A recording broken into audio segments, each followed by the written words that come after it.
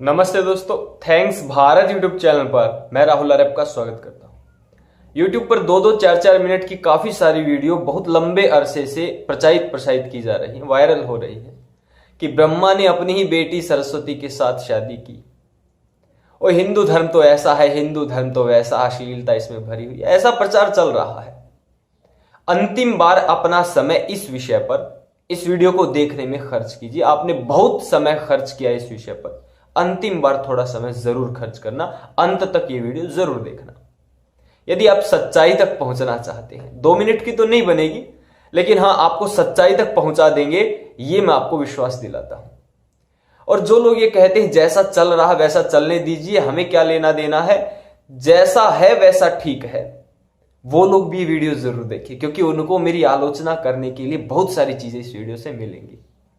प्रारंभ करते हैं।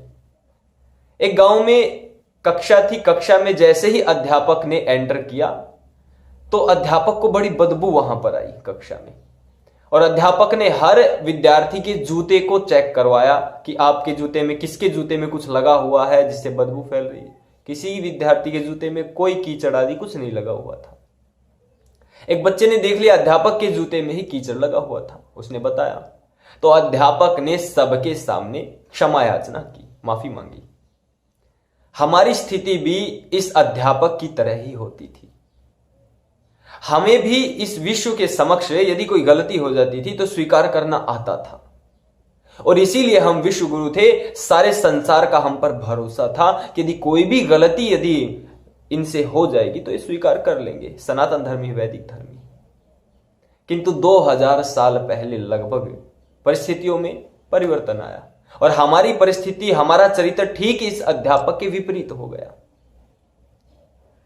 हमारे जो सनातन धर्मी थे, हिंदू थे, वो बुद्ध और जैनियों की जो गपोड़े वाले ग्रंथ थे उनसे प्रभावित होकर के बुद्ध और जैन बनने शुरू हो गए। पंडे पुजारियों को कुछ सूझा नहीं, कुछ समझ में नहीं आया। उन्होंने भी पुराणों में जबरदस्त घालमेल और गपोड़े मिलाने शुरू कर दिए। आज से लगभग 2000 साल पहले ऐसी ऐसी बातें बताई, ऐसी ऐसी बातें लिखी जिसका कोई सिर नहीं, जिसके कोई पैर नहीं। कुछ तात्कालिक लाभ हुआ, हिंदू दोबारा से वहां पर अपने सनातन धर्म की ओर लौटने का प्रयास किया, लेकिन उनको यह नहीं पता था कि एक समय विज्ञान का ऐसा आएगा जब जो युवा पीढ़ी होगी वो सनातन धर्म को सिरे से खारिज कर देगी आपकी इन छोटी सी गलतियों के कारण। जैन और बौद्ध धर्म तो समाप्त हो गए उनके गपोड़ों के कारण, लेकिन सनातन धर्म भी गपोड़ों के कारण आज समाप्ति कगार की ओर बढ़ रहा है। इतना ही नहीं, हमारे पुराणों के गपोड़ों को देखते हुए बाइबल में गपोड़े डाल दिए। बाइबल के गपोड़ों को देखते हुए फिर कुरान आई, कुरान में गपोड़ों की भरमार हो गई। और इस प्रकार से सारी दुनिया में जो धार्मिक क्रियाकलाप हैं, धार्मिक शिक्षाएं हैं, वो केवल और केवल झूठ और फरेब के ऊपर टिकी है। पुराण पर बात करते हैं। आज हमने अपने कुतर्कों को इतना सशक्त बना दिया कि सच्चाई के जो तर्क थे उनको काटना शुरू कर दिया। हमने सच्चाई को स्वीकार नहीं किया, हमने बुराई का और झूठ का बचाव करना शुरू कर दिया। यहां से समस्या प्रारंभ हुई। इसीलिए मैं कह रहा था हमारा चरित्र उस विश्व गुरु से ठीक विपरीत हो गया। हमने बुराइयों को स्वीकार नहीं किया, हमने बुराइयों का बचाव करना शुरू कर दिया और हमने विश्व के समक्ष भरोसा खो दिया। अपने सनातन धर्म का उपहास करवाया।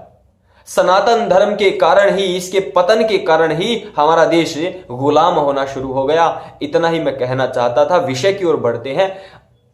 मत्स्य पुराण, सरस्वती पुराण और शिव पुराण में भी यह घटना मिलती है। मूल रूप से मत्स्य पुराण और सरस्वती पुराण में घटना आती है जब ब्रह्मा जी की बात बताई जाती कि उन्होंने अपने ही जो पैदा की हुई लड़की थी, अपनी ही बेटी सरस्वती थी, उससे विवाह कर लिया। उससे वो मोहित हो गए, उसको ढूंढते रहे। तो वो आकाश में जब जाकर छिपी तो अपने 5वें सिर से आकाश में भी उसको ढूंढ लिया। बाद में उसको बेचारी को शादी करनी पड़ गई थी अपने ही पिता ब्रह्मा से। एक कहानी आती है, आप पढ़ लेना इसको जाकर के। शिव जी इससे बड़े क्रुद्ध हुए। जब उन्होंने समझाना शुरू किया तो ब्रह्मा के 5वें सिर ने शिव जी को गाली दी और शिव जी ने ब्रह्मा का 5वां सिर उड़ा दिया और एक श्राप दिया कि तुम्हारी पूजा कभी नहीं होगी। इसीलिए ब्रह्मा के मंदिर केवल पुष्कर में है, राजस्थान में, अन्य कहीं नहीं है, और उसकी पूजा नहीं होती। ये कहानी है। पुराणों की कहानी है, और पुराणों में ये सारी गपोड़े उपोड़े जितने भी हैं ये केवल 2000 मुश्किल से 2000 साल पहले आए। क्यों आए हैं, कैसे आए हैं, थोड़ा समझाने का प्रयास जरूर करूंगा। ये पूरी की पूरी कहानी फेक है, और इसी अनुसार जो विष्णु का शालिग्राम और तुलसी के साथ विवाह सारी की सारी फेक कहानियां हैं, पंडे पुजारियों के दिमाग की उपज है। हर पुराण में हर कहानी के दो पहलू हैं, अलग अलग बातें हर पुराण में बताई गई, मतलब कोई एक तो झूठा है। सच बात यह है कि सारे के सारे पुराणों में ऐसे गपोड़े भरे पड़े हैं जिसका कोई सिर नहीं, जिसके कोई पैर नहीं, ज्ञान विज्ञान से, सनातन धर्म से टोटली विपरीत है। अरे सनातन धर्म की अनुसार ज्ञान विज्ञान की महोच्च विज्ञान की परंपरा रही है, और हम सृष्टि कर्म के अनुकूल होते थे, प्रतिकूल यहां पर कोई क्रियाकलाप नहीं होता था। ईश्वर के बनाए हुए नियमों को स्वयं ईश्वर ही नहीं तोड़ेगा। यदि टूट गए उसके बनाए हुए नियम तो वो अपूर्ण हो जाएंगे, ईश्वर अपूर्ण हो जाएगा, वो कमी वाला हो जाएगा। इस विषय को कभी अलग से लेंगे, कभी हमारा धर्म रक्षा शिविर लगाएंगे। तो ईश्वर क्या है, क्यों है, कहां है, कैसा है, कब आया, कब जाएगा, कब बना, किसने बनाया, ये सारे विषय धर्म रक्षा शिविर में होते हैं। बहुत टेढ़े विषय हैं, तो वहां पर अच्छे से समझाए जा सकते हैं। तो ये कहानी इस प्रकार से है। मैं मूल मुद्दे पर आने का प्रयास करता हूं। ये जो कहानियां बनाई गई हैं, एक बात आप सदैव कान खोलकर ध्यान रखें, सुन ले, कि जिस ग्रंथ में इतिहास होगा, जिस भी ग्रंथ में कहानियां होंगी, वो धर्म ग्रंथ नहीं है, वो है इतिहास ग्रंथ। उसे कहते हैं इतिहास शास्त्र। इसीलिए संसार में कुरान एक धर्म ग्रंथ नहीं है, वो इतिहास ग्रंथ है। बाइबल इतिहास ग्रंथ है, पुराण इतिहास ग्रंथ है, रामायण इतिहास ग्रंथ है, महाभारत इतिहास ग्रंथ है। ये धर्म ग्रंथ नहीं है। धर्म ग्रंथ है वेद, इसीलिए सनातन धर्म कहते हैं, इसीलिए वैदिक धर्म कहते हैं, और हिंदू वैदिक धर्मी है, सनातन धर्मी है, इसीलिए कहा जाता है, पुराण धर्मी नहीं कहा जाता।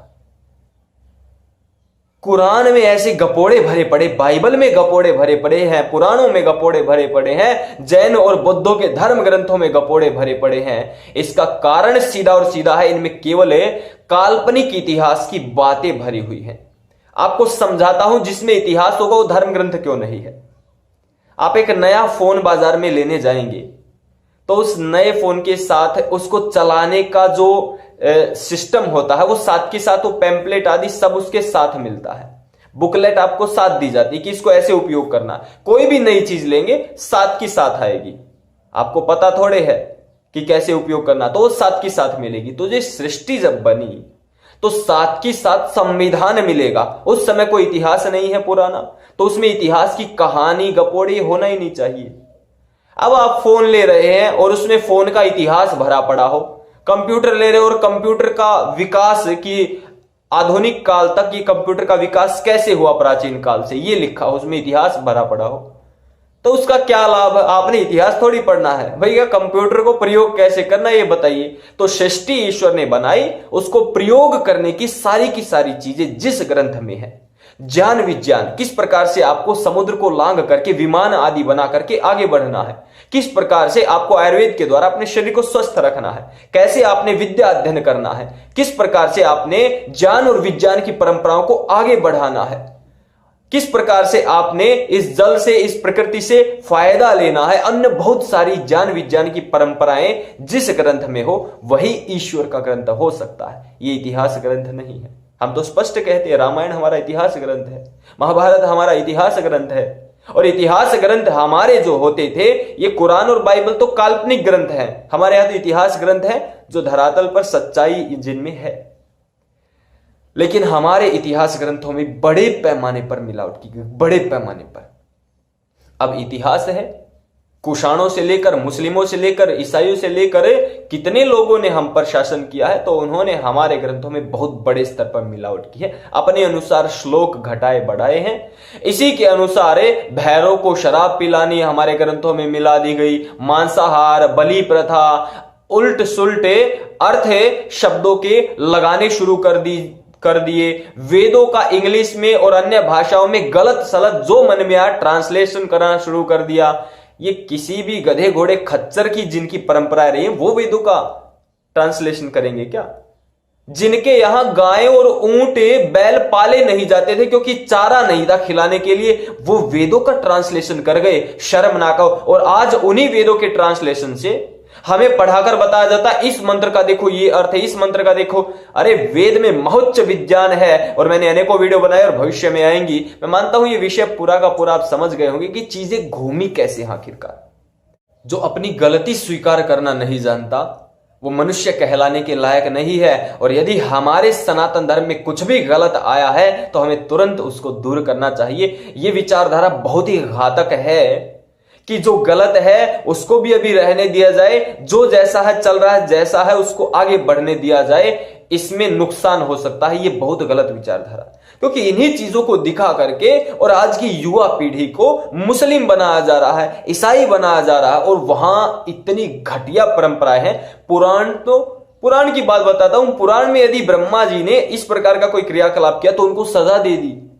किसी भगवान ने भी, जिनको ब्रह्मा विष्णु महेश एक हमने आजकल को जो परिपाटी बनाई है, उसने भी यदि कभी कोई छोटा मोटा गलत काम किया तो उनको सजा दी गई। लेकिन मुसलमान और ईसाइयों में क्या है? कोई सजा नहीं, दबाकर करो जितने बुरे काम आ रहे। उनके तो मोहम्मद ने 16-16, 17-17 शादियां की। 9 साल से लेकर 65 साल की वृद्ध महिलाओं को और छोटी बच्ची को नहीं बख्शा। भैया इतिहास पढ़ सकते हैं आप। ये अंतर है कि बुराइयां भी पुराणों में किस हद तक हैं और इनके ग्रंथों में किस हद तक बुराइयों को मिलाया गया है। तो ये मूल विषय था, ब्रह्मा ने अपनी बेटी के साथ विवाह किया अथवा नहीं। ये जो कहानी है ये पूरी की पूरी टोटली फेक है, ये काल्पनिक है। ऐसा कभी नहीं हुआ। केवल और केवल पंडित पुजारियों की मन की और उनकी कल्पनाओं की, उनके सपनों की एक खोज है। आज के बाद मैं मानता हूं इस प्रकार की चीजों को अपना कह करके और डिफेंड करने का प्रयास आप ना करें, तभी हम सच्चे मनुष्य कहलाने के लायक है। और इस वीडियो को जहां तक हो सके शेयर जरूर कर दीजिए। थैंक्स भारत यूट्यूब चैनल आपका अपना यूट्यूब चैनल है। आलोचनाओं से नहीं घबराते हैं, केवल सत्य लेकर आते हैं। इसीलिए इसको सब्सक्राइब करें और करावें ताकि विभिन्न विषयों पर आपको सही जानकारी होती रहे। धन्यवाद। जय श्री राम। नमस्ते।